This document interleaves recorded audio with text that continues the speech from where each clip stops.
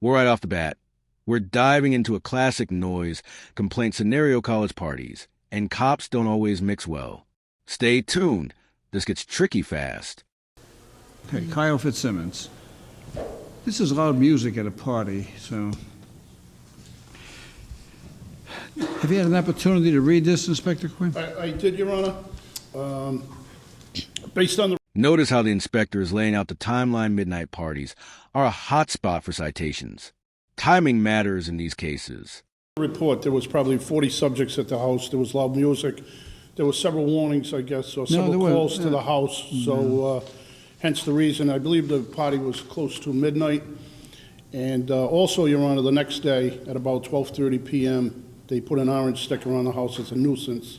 So that I know is I believe it's a $1,000 fine that the city solicitor office handles with the lieutenant in the district. Were you warned at any time to stop the party by the police? Previous to this? Here's a key moment. Kyle gets a warning, acts responsibly, yet still receives a ticket. Audience, what would you do in her shoes? Comment below. Yes. No. The police came and the professor, Kyle, Officer Kyle, actually talked to me and he said, please get everyone inside. So I did. I told everyone to go inside. And then he came back and he said, unfortunately, we have to give you a ticket. I'm not sure what the protocol is, Inspector Quinn, but evidently the police received complaints that there was a party going on at 11 o'clock at night. There was music going on Eaton Street. This part shows how protocol works in practice. Even one misstep or misunderstanding can escalate to citation lots of gray area in student party enforcement. Which is right next to Providence College. Eaton Street is heavily populated with students from Johnson & Wales and Providence College. The usual protocol is that what they do is they go and they warn them and say, listen, you're having a loud party, turn it off.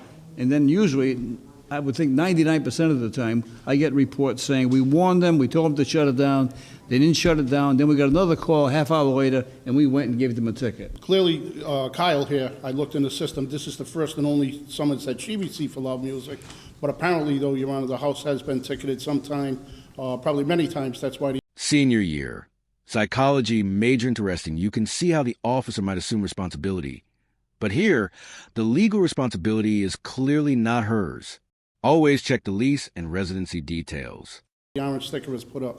Oh, that's the landlord, that's not Kyle. How long have you lived there? I don't actually live at that house Well, then why did you get the ticket? because I was the only one who would talk to the police. So I went and talked to the police. The officer came up.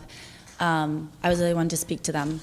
And then he went back to his car, and he came back 5 minutes later, asked for me, and I talked to him again, and he gave me the ticket then. You don't live at the residence? I could give you my lease. I live on Pinehurst. Show it to him. Justice served. Kyle walks away proof that staying calm, cooperative, and knowing your legal standing can really make a difference in court outcomes. Inspector Quinn.